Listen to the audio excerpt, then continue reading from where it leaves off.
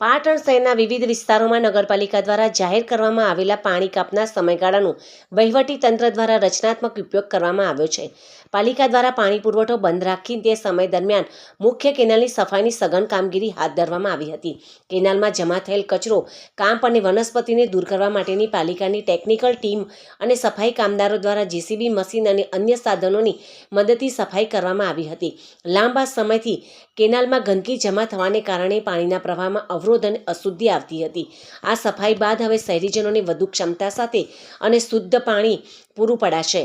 પાણી કાપના કારણે લોકોને પડતી મુશ્કેલીઓનો સદુપયોગ કરી ભવિષ્યમાં પાણીની લાઈનોમાં સર્જાતી ટેકનિકલ ખામીઓ નિવારી શકાય તે માટે આ આગોતરું આયોજન કરવામાં આવ્યું હતું.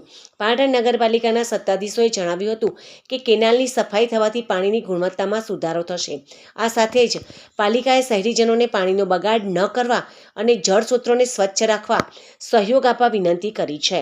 સફાઈ કામગીરી પૂર્ણ થયા બાદ હવે નિયત સમય મુજબ પાણી પુરવઠો પુનઃ કાર્યરત કરી દેવામાં આવશે.